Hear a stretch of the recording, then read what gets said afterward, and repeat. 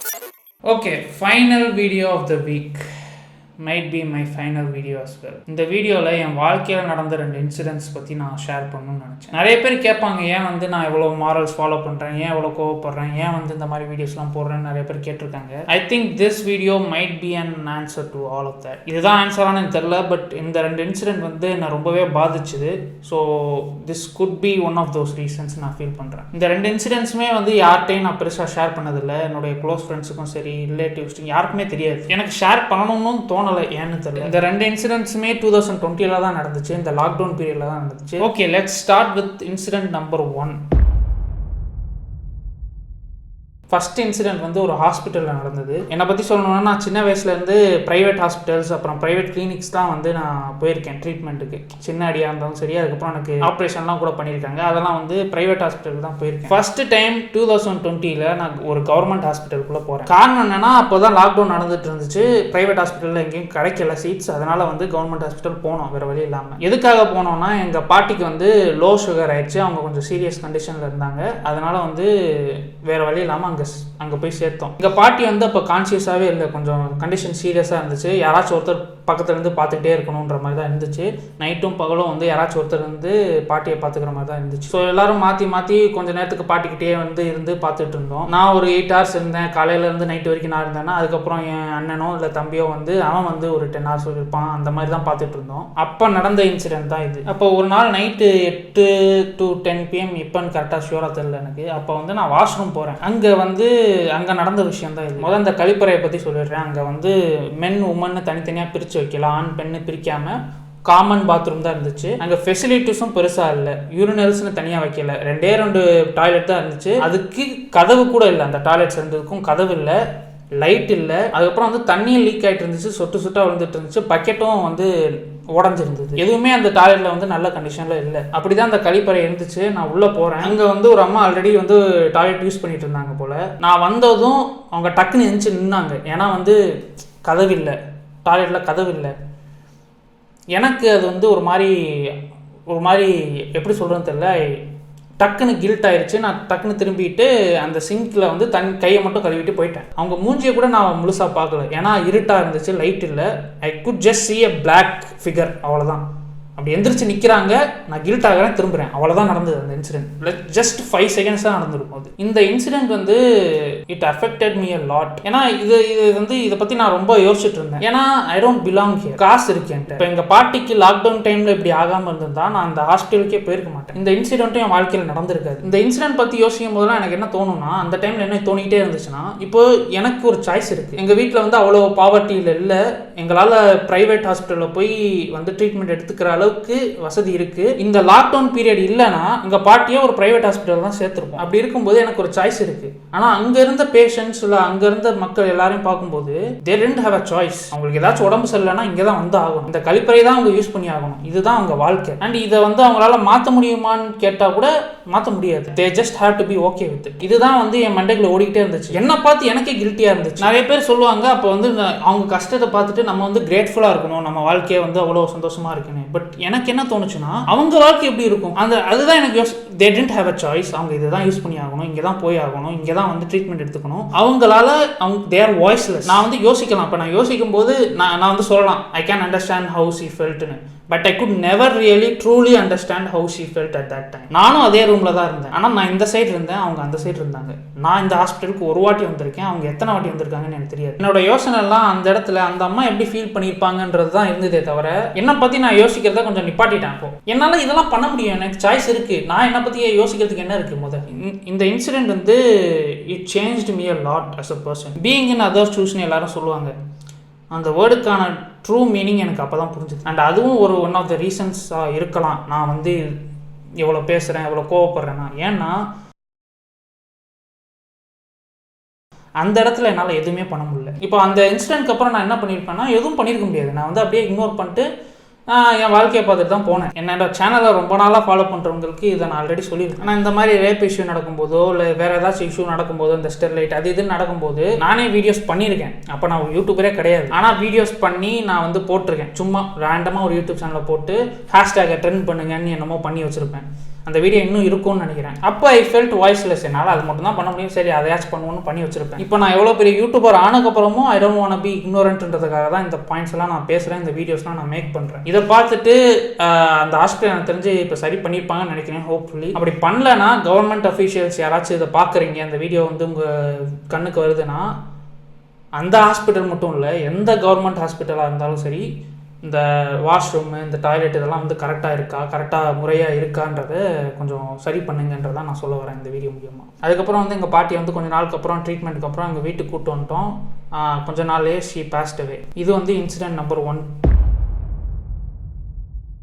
Incident number 2 வந்து இது எல்லாத்துக்கும் முன்னாடி நடந்த இன்சிடென்ட். நான் முன்னாடியே சொன்ன மாதிரி எங்கள் பாட்டிக்கு லோ சுகர் ஆகி சீரியஸ் ஆனால தான் ஹாஸ்பிட்டல் சேர்த்தோம். இந்த இன்சிடென்ட்லாம் நடக்கிறதுக்கு முன்னாடியே ஒரு வாட்டி இந்த மாதிரி லோ சுகர் ஆகி சீரியஸாக இருந்தாங்க, ஜஸ்ட் பிஃபோர் திஸ் இன்சிடென்ட். அப்போ வந்து வீட்டில் தான் இருந்தாங்க, ஆம்புலன்ஸ் எதுவும் கிடைக்கல. ஏன்னா அது லாக்டவுன் டைம்னால ஆம்புலன்ஸ் எங்கேயும் கிடைக்கல அவ்வளோ ஈஸியாக. நைட்டு வேற 2-3 மணி ஆயிடுச்சு, ஆம்புலன்ஸே கிடைக்கல. நானும் எங்கள் மாமாவும் போயிட்டு ஒவ்வொரு ஹாஸ்பிட்டலாக கேட்குறோம், இந்த மாதிரி ஆம்புலன்ஸ் இருக்கா, அங்கங்கே இருக்கான்னு. ப்ரைவேட் ஹாஸ்பிட்டலாக தான் கேட்டுகிட்டே இருக்கும். சுற்றி ஒவ்வொரு ஹாஸ்பிட்டலாக கேட்குறோம், ஆம்புலன்ஸுக்கு கால் பண்ணுறோம், வரேன்னு சொல்றாங்க. ஆனா வந்து டைம் ஆயிட்டே இருக்கு.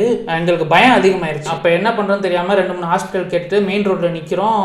என்ன பண்றதுன்னு தெரியாம கால் பண்ணிட்டே இருக்கோம் ஆம்புலன்ஸுக்கு. அவங்க இதோ வந்துடுறேன், அதோ வந்துடுறேன், 10 மினிட்ஸ்ல வந்துடுறேன் சொல்றாங்க. ஆனா அங்க வரல, ஆம்புலன்ஸ் இல்ல வேற. நாங்க நிக்கிற இடத்துக்கிட்டே ஒரு போலீஸ் பூத் இருந்துச்சு. நான் வந்து எங்க மாமாட்ட போலீஸ்கிட்ட போய் ஏதாச்சும் ஹெல்ப் கேட்போமான்ற மாதிரி கேட்டேன். அவர் வந்து ஹெசிடேட் பண்ணிட்டு இரு பேசுவோம், ஃபோன் பேசுவோம்ட்டு ஆம்புலன்ஸுக்கு தான் கால் பண்ணிட்டு இருந்தார். ஒரு டைம் ஆயிட்டே இருக்கு, 5 நிமிஷம் ஆகுது, 10 நிமிஷம் ஆகுது, ஆம்புலன்ஸே கிடைக்கல. நான் என்ன பண்ணிட்டேன், எங்க மாமாட்ட கேட்காம டக்குன்னு போயிட்டேன், போலீஸ்டே போயிட்டு, சார் இந்த மாதிரி எங்கள் பாட்டிக்கு இப்படி ஆயிடுச்சு, இந்த மாதிரி என்ன பண்ணுறதுன்னு தெரியல, ஆம்புலன்ஸ் எதுவுமே கிடைக்க மாட்டேங்குன்னு சொன்னேன். அவர் எந்த ஒரு கேள்வியும் கேட்காம உடனே கண்ட்ரோல் ரூமுக்கு கனெக்ட் பண்ணி அடுத்த 10 நிமிஷத்தில் எங்கள் பாட்டிக்கு ட்ரீட்மெண்ட்டே நடக்குது. அதுக்குள்ள 5 நிமிஷத்தில் ஆம்புலன்ஸ் வருது, வழியை காமிக்கிறோம், வீட்டுக்கு எப்படி போகிறதுன்னு வழி காட்டுறோம். ஆம்புலன்ஸை வீட்டுக்கு கூப்பிட்டு வந்துட்டு ட்ரீட்மெண்ட் பார்க்குறாங்க. ஒரு 20 மினிட்ஸ்லேயே எங்கள் பாட்டி எந்திச்சு உட்காந்துட்டாங்க. எந்திச்சு உட்காந்து பேச ஆரம்பிச்சிட்டாங்க. விடாமல் பேசினாங்க ஒரு 2 மணி நேரம். இதில் வந்து அந்த போலீஸ்காரர் ஒரு 20 செகண்ட்ஸ் ஸ்பெண்ட் பண்ணிப்பார். அவர் டைம் டக்குன்னு ஃபோன் பண்ணி சரி பண்ணி அனுப்பி விட்டார். ஆனால் அவருக்கு தெரியாது இந்த 20 செகண்ட்ஸோட வேல்யூ என்னன்னு அவருக்கு தெரியாது. எங்க பாட்டிக்கு இப்படி ஆகிறதுக்கு முன்னாடி ஆல்ரெடி ஏதோ ஒரு சண்டை இருந்துச்சு. எங்க பாட்டிக்கும் அவங்களுடைய மகளுக்கும் ஏதோ ஒரு சண்டை.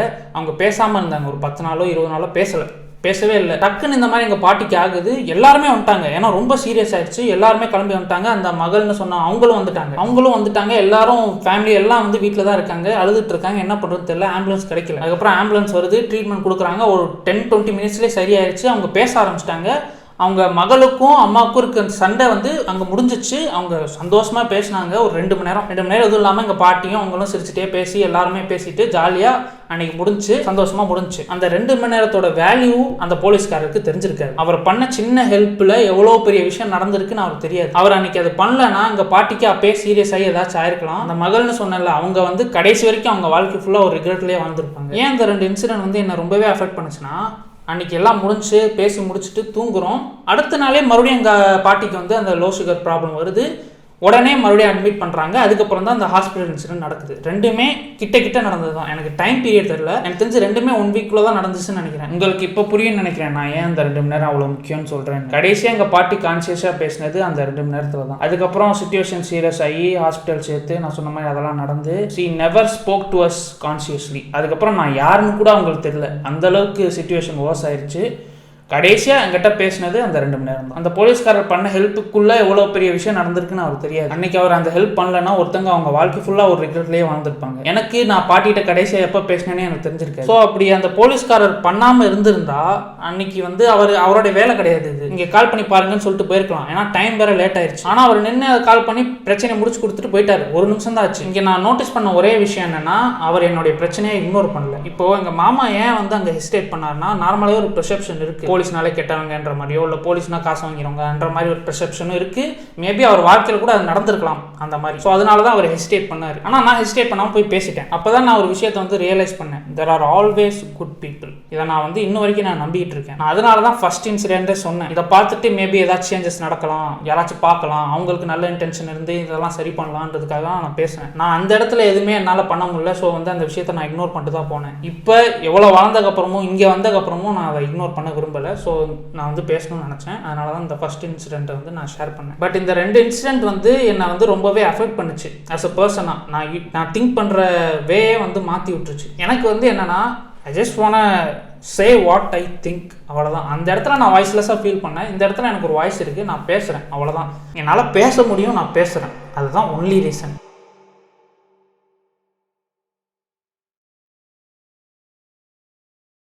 எல்லாம் ஓகே, இதெல்லாம் ஜேகேவே பேசியிருக்கலாமே, நீ ஏன்டா வந்து பேசுகிறேன்னு உங்களுக்கு கேள்வி வரும்.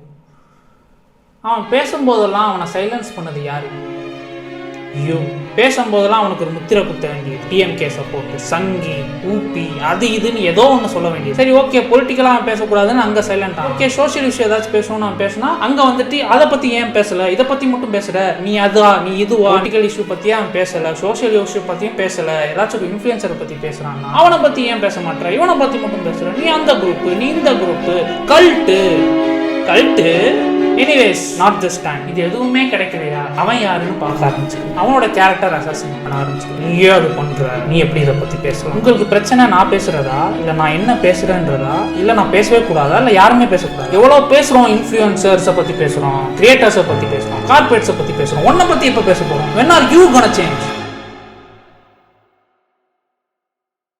when are you the audience gonna change? எனக்கு வர நிறைய கமெண்ட்ஸ் என்னவா இருக்கும்னா, நான் நினைக்கிறத அப்படியே பேசுறீங்க, நினைக்கிறத பேசுறீங்க அப்படின்றீங்களே, அதை ஸ்டாப் பண்ணது யார்? உன்ன மாதிரி இருக்க ஆடியன்ஸ் தானே. அவன் கேட்டான் நான் கேட்கறான்னு சொல்லக்கூடாது, அவனுக்கும் சேர்த்து ரெஸ்பான்சிபிலிட்டி எடுக்க வேண்டியவன் நீ. என்ன எல்லாரையும் பிளேம் பண்ணிட்டு உங்களை பிளேம் பண்ணும்போது மட்டும் கோவம் வருதா? வரணும். யாருமே பேசுறது இல்லைன்னு சொல்ல வேண்டியது, பேசுறவன பேச விடுறது இல்லை, அப்புறம் எப்படி வந்து சேஞ்ச் நடக்கும்? இல்லை யாராச்சும் எப்படி பேசுவாங்க? இப்போ ஒண்ணுமே இல்லை, இதெல்லாம் வந்து வியூஸுக்காகன்னு ஒருத்தன் ஈஸியாக சொல்லிட்டு போறான். எனக்கு வியூஸ் தான் வேணும்னா there are 100 ways I can get these views and more than this views. Majh reaction போட்டா எனக்கு 1 மில்லியன் வரும்டா. ஓத்தா இதை பத்தி பேசுறதுக்கு எனக்கு வேற வேலை இல்லையா? ஓத்தான்னு சொல்லிட்டு ஐயோ கெட்ட வார்த்தை பேசுறான். கெட்ட வார்த்தை பேசுறவன் எப்படிங்க இதெல்லாம் பேசலாம் சோஷியல் இஷ்யூ பத்தி? இப்போ ஜேகேன்ற பையன் லாஸ்ட் 15 வீடியோஸ்ல, அந்த கவுண்டவுன்ல வந்த வீடியோஸ்ல எதுலயுமே கெட்ட வார்த்தை பேசிருக்க மாட்டான். ஏன்னா அதுலயும் அவனை சைலண்ட் பண்ணிட்டு, இந்த லாஸ்ட் 15 வீடியோல நான் போட்ட மீம்ஸை தவிர எதுலயுமே கெட்ட வார்த்தை இருக்கு. அவனும் பேசியிருக்க மாட்டான், எந்த ஒரு ஆடியோவும் இருக்காது, எந்த ஒரு இமேஜும் இருக்காது, எந்த இடத்துலயும் ப்ரொஃபானிட்டி இருக்காது. அந்த விஷயத்துலயும் அவனை சைலன்ஸ் பண்ணிட்டான். அவனால அவனை எக்ஸ்பிரஸ் கூட பண்ண முடியாத மாதிரி பண்ணிட்டீங்க. அப்போ ஒருத்தன் எதுவுமே எதை பத்தியும் பேசக்கூடாது. அதுதான் உங்களுடைய எண்ணமா as ஆடியன்ஸ்? ஒருத்தர் பேசுறாங்கன்னா என்ன பேசுறாங்கன்றது பாருங்க, எப்படி பேசுறாங்கன்றது பாருங்க, அதை விட முக்கியமா என்ன இன்டென்ஷன்ல பேசுறாங்கன்றத பாருங்க. எதுவுமே பார்க்காம இதுக்காக தான் பேசுறான், அதுக்காக தான் பேசுறான் நீங்களே ஒரு முடிவு பண்ணிட்டீங்கன்னா யாருமே எதுவுமே பேச முடியாது. ஒரு கிரியேட்டர் ரெஸ்பான்சிபிளா இருக்கணும்னா as ஆடியன்ஸா you have to be responsible. உங்களோட வார்த்தைக்கும் வேல்யூ இருக்கு, அதை புரிஞ்சுக்கங்க. நீங்க போடுற ஒவ்வொரு கமெண்ட்டும் ஒவ்வொரு கிரியேட்டரை அஃபெக்ட் பண்ணும். கண்டென்ட் எப்படி போடணுமா வேணாமான்னு டிசைட் பண்றதே நீங்க தான். Creators might say we don't read comments. oh no, but எல்லா கிரியேட்டரும் எல்லா கமெண்ட்டும் படிப்பான். அதான் உண்மை. ஒருத்தருடைய கண்டென்ட் மாறுதுன்னா அது காரணம் நீ தான், வேற யாருமே இருக்க முடியாது, நீ மட்டும் தான். இப்போ இந்த 15 வீடியோல ப்ரொஃபானிட்டி இல்லாம பேசும்போது என்ன நடந்துச்சுன்னா, வியூவர்ஸ் நிறைய பேருக்கே தெரிஞ்சிருக்காரு. நான் சொன்னதுக்கப்புறம் தான் உங்களுக்கே தெரிஞ்சிருக்கும், யூஸ் பண்ணலையா. இப்போ அதை வச்சு ஜேகேவை கேரக்டர் அசாசினேட் பண்ணாம இந்த வீடியோ பாப்பானா இல்லையான்னு தெரியல, இல்ல அந்த 15 வீடியோ எல்லாத்தையும் பார்த்தானா இல்லையான்னு தெரியல. அவனோட இன்டென்ஷன் எல்லாம் ஜேகேவை சைலன்ஸ் பண்ணணும், அவ்வளவுதான். well you won with him, not me. my content would work just as well with or without profanity. Profanity இங்கே பிரச்சனையே இல்லை. இங்கே உனக்கு இருக்க பிரச்சனை நான் இங்கே பேசுகிறேன்றது தான்.